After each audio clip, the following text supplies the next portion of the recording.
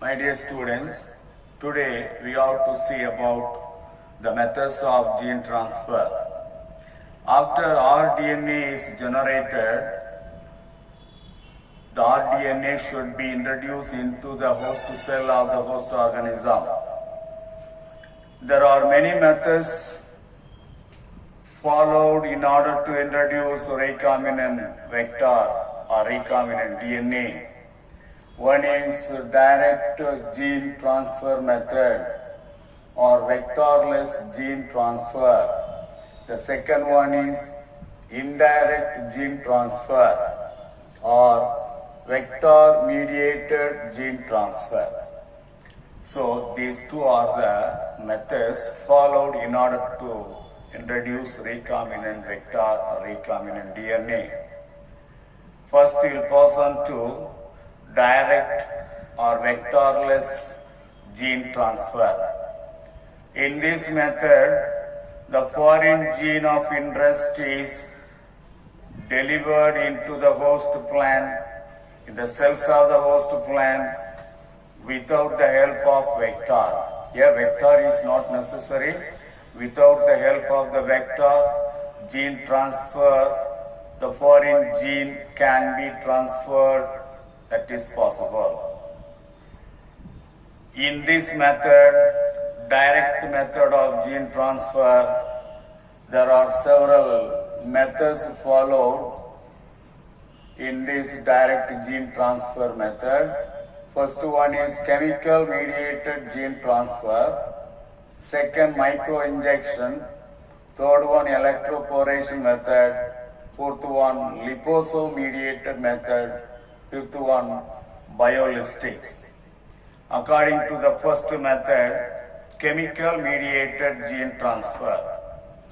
There are some chemicals, certain chemicals like polyethylene glycol, PEG, and dextran sulfate that will induce the DNA uptake into the plant cell. With the help of these chemicals, it is very easy to introduce rDNA into the plant cell.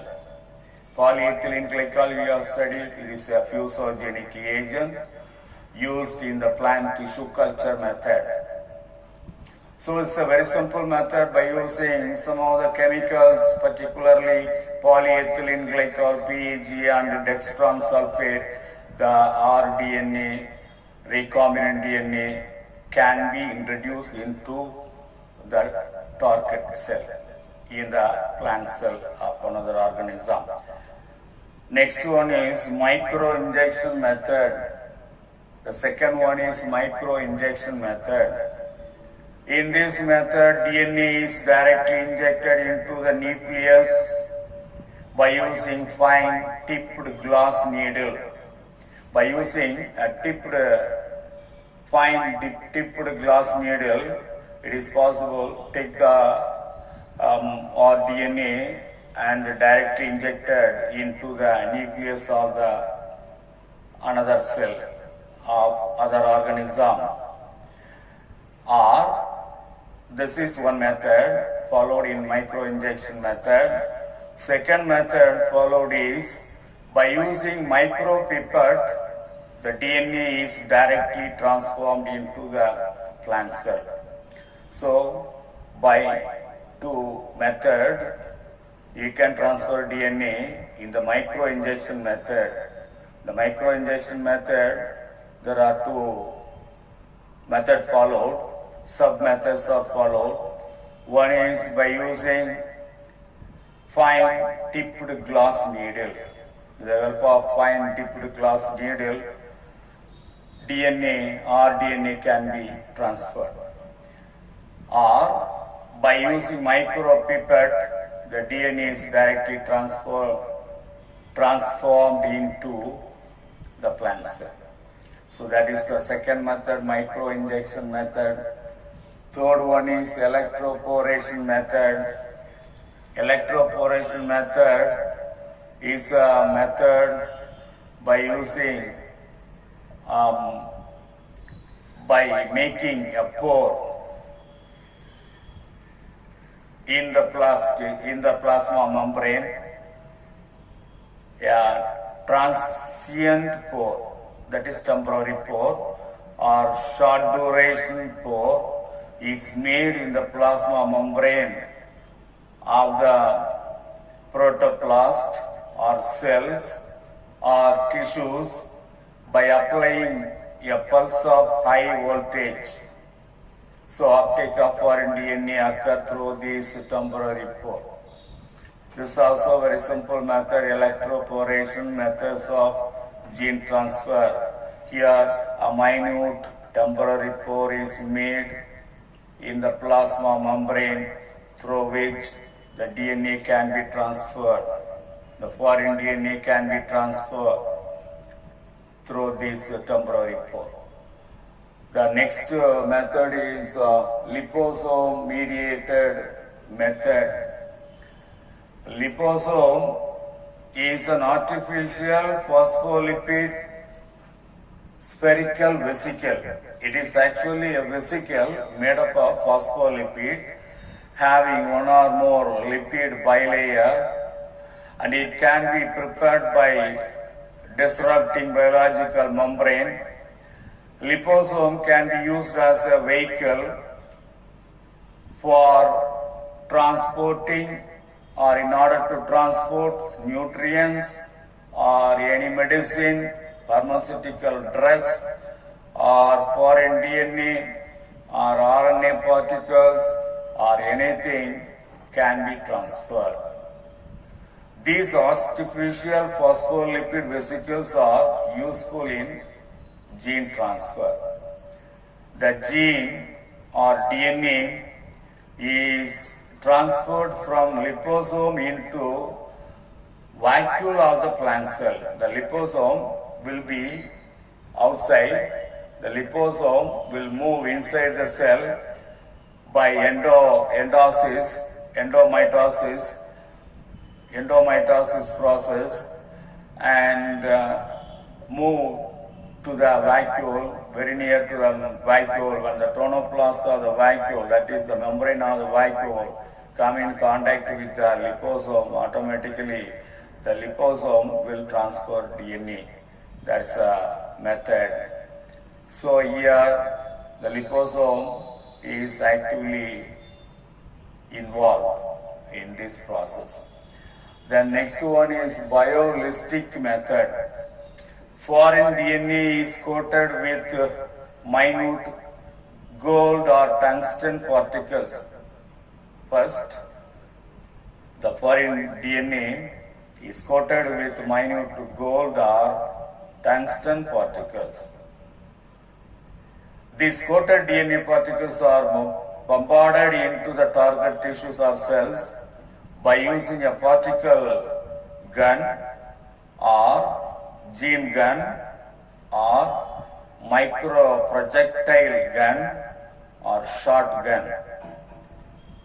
By using this gun, the coated DNA particles are bombarded into the cells or tissues, and then that is selected and cultured on selected medium to regenerate plants from the cells. So that is biolistic method. So these are the 5 methods followed in direct gene transfer or vectorless gene transfer method. Next one is indirect gene transfer or vector mediated gene transfer. When the gene transfer is mediated with the help of a plasmid vector, it is called indirect or vector mediated gene transfer.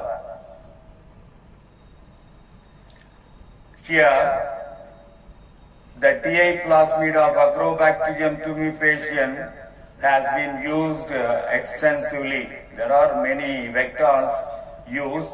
Out of those vectors, the TI plasmid vector is extensively used. The TI plasmid is seen in the Agrobacterium tumefaciens.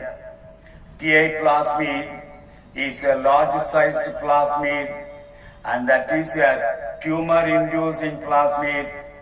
A portion of it is referred as tDNA, that is transfer DNA, and the tDNA along with the TI plasmid is transferred to plant genome in the infected cells and cause plant tumors. That is ground gall disease. The TI plasmid will cause ground gall disease or tumor disease. It's a tumor causing plasmid. TI plasmid is a tumor causing plasmid. It is a ground gall disease. It will cause ground gall disease in some of the plants in which they infect. What are those plants? Already we have seen cotton, brinjal, sunflower, and these are all the plants, some of the dicot plants which are mainly infected by Agrobacterium tumefaciens, and the Agrobacterium tumefaciens infect these plants. Automatically this will transfer TI plasmid. So when the TI plasmid is transferred, these plants will get the disease, ground gall disease. Now, the portion of the TI plasmid alone is used in order to transfer the gene or DNA into other plants in which they infect. tDNA is a portion of the TI plasmid. It is a harmless DNA that can be used in order to transfer the desired gene into other organism.